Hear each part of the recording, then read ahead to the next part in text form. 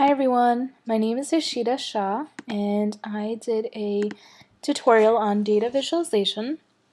So before I dive right into how it's used, I'm going to just go over a general overview on it. So data visualization basically describes an effort to help people understand the significance of data by placing it in a visual context. So as I just showed in the first slide, we have a graph over here. And as you can see, this would better help you understand things like patterns, trends, and correlations rather than just seeing data in maybe an Excel sheet or just through words. So you might be wondering how teachers can use data visualization. So teachers can make charts to show assessment results. So whether it's a class set of assessment results and you go student by student and put in their grade to see kind of where the students fell, or if you look at question by question on an assessment and try and figure out, where did they have trouble? Was it with critical thinking or was it with academic language? So you can kind of pinpoint where more assistance and support is needed. Now, it can also be used by students in many ways. So if you're collecting data and doing an experiment in science, maybe you can now collect the data and put it into a graph or a chart to better visualize the information. Of course, when we're working in math, there's always bar charts, line graphs, all of that stuff comes, and it's a big part of our math unit, so that would be very helpful to kind of get students working with data visualization to really understand it more. Lastly, you can also use it when you're creating timelines in social studies. So if you're maybe looking at a person's life or an important event, you can go through the progression of their life or the event and really visually see what occurred. So the app that I'm going to use today is called Chartblocks. So there's a lot of different types of data visualization tools. But the important thing to understand is some of them use coding and some of them do not. So you have to realize yourself what you're comfortable with, whether or not you want to engage in coding or you'd rather do it without. A lot of them will also ask you to use Excel to put in the data. So it's all about finding what works for you. And lastly, I just want to go over some of the uh, very highly used graphs in data visualization so that you're familiar with them. So as we know, line graphs are used to track changes over short and long periods of time. Then we have a pie chart, and that's best to use when comparing parts of a whole. So when you're using percentages, it's a good idea to use a pie chart. Then we have bar graphs, and those are used to compare things between different groups. Then we have an area chart, and that's very similar to the line graph, and it displays quantitative data. It just looks a little different visually in comparison to a line graph. And then lastly, we have a scatter plot, and that shows how much one variable is affected by another, so that's great to use in science when you're doing experiments. So now that we learned about the different types of graphs and got a little overview on data visualization, let's get straight into the tutorial on how to use Chartblocks. So now I'm going to show you all how to use an app called Chartblocks. It's found in the Google Chrome store. I already have it downloaded, but I will show you all what it looks like in the App Store.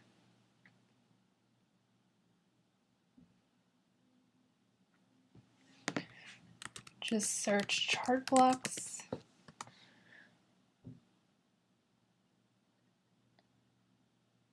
And it's going to be the first one, Chartblocks Charts. It's rated 4 stars. So now that I already have it under apps, I'm going to open it up.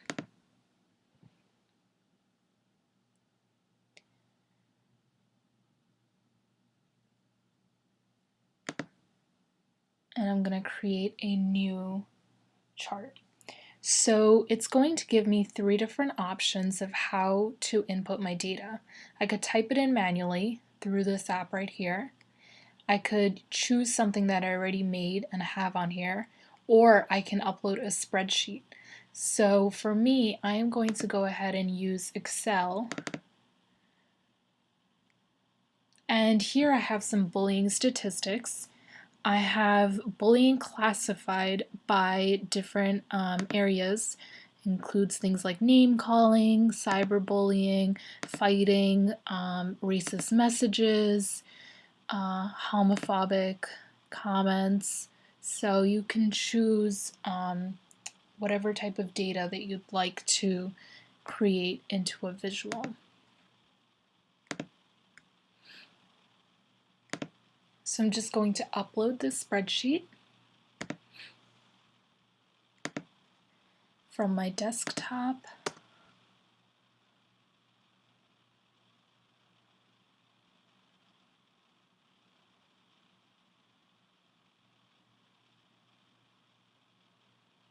And there we have it, just exactly how it was laid out on Excel. We have all the classifications of bullying and the percentages. Now we're going to hit next. I'm going to label it bullying pie chart. And now here is where it is beneficial if you know a little bit about what types of charts work in certain situations and how they can classify data better. So because I'm using a percentage, I am going to go ahead and use a pie chart. And now it's going to ask you to select your X and your Y axis. So for this, it doesn't really make a difference because we're not using a line graph or a bar graph, but you would basically just select, and usually they will choose what they think would work. See over here it says we've tried to pick the right settings for you. So they will try and choose and help you, but regardless you can customize it how you'd like. Now we're up to the part where we choose a template. As you can see, they have a lot of different options from pie charts to more of donut charts on the bottom. And you can choose exactly what works for you. So I'm just going to go with this first one. And there we have it. So now if you'd like to customize it, if you'd like to change maybe the font, the colors, or anything else, here is where you would do that on the left-hand side. But for me, I am done, so I can just go ahead and save this. If you'd like to share it on any social media or use a link, perhaps if you're posting it on your school's website or your classroom's website, you can go ahead and do that. You could post it to a blog. If you'd like to save it and then open it up later, you may do that as well.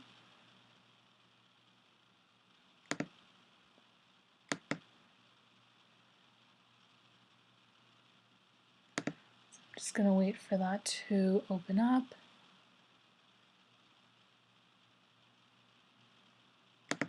Here we have it.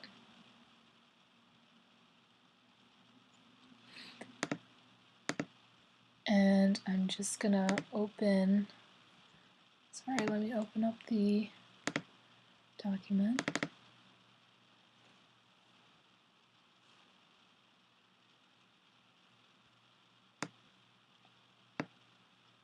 And really what I'm doing right now is trying to show you all side by side what the difference is. Here we have all of our data laid out and shown, but seeing it in a visual as seen on the left hand side is what makes it more easier to understand. As you can see, there's about a halfway mark where 4 of these tend to be the biggest reasons. Shoving, hitting, threats, intimidation, spreading rumors, and cyberbullying make up more than half, while all of these other reasons make up the other half. That really gives you a perspective on the types of bullying that is occurring, and it's something that can be easily created and can be easily shown. So I can bring this to a meeting, maybe a PTA meeting or a school board meeting, and it's a great type of visual where people can really learn from it well.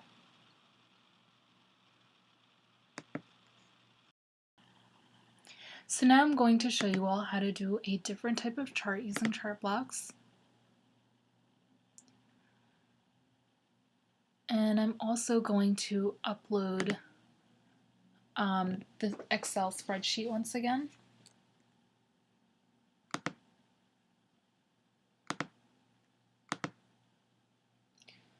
So just upload it from wherever you have it. Mine is on my desktop. And while that uploads, I'm just going to quickly show you the data. This talks about students' use of mobile devices, what they use it for, and this is taken in both 2014 and in 2015 to compare how it's changed over the years. So it includes things like information, email, social networking, maps, videos, instant messaging, music, and pictures. So we're just going to see how that compares. Just going to give my graph a title. And now I'm going to choose a type of chart. So this time I'm going to go with a line chart. Okay, so now what we're going to do is we are going to use A and B as our series 1, but we're going to add another series, and that's going to be A and C, so that we can compare both years.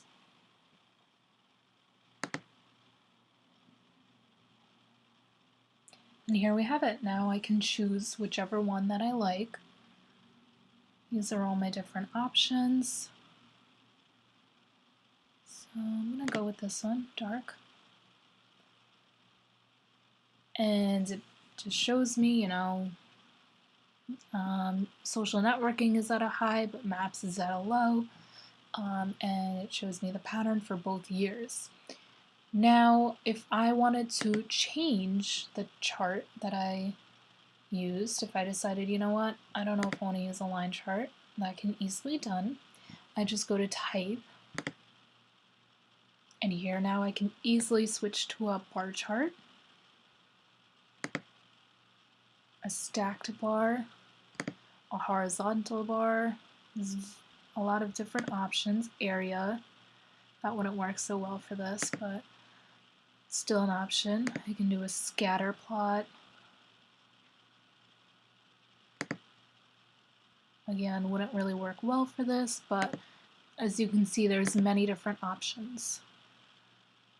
So I'm going to stick with this for now, but that again is how that works. You can either publish it or you can save it. And there we go. So lastly, I just want to show the sources that I used to put together this tutorial. This includes where the data was found and where some of the information that I brought forth in the beginning of the tutorial was found from. And I hope you all feel like you learned a little bit about data visualization from this. You know, there's a lot to it, and especially if you use coding or if you're more familiar with inputting data, you can really get intricate. But this is kind of like a beginner's tutorial of how it's used, and I do hope you find some use to it in your classroom.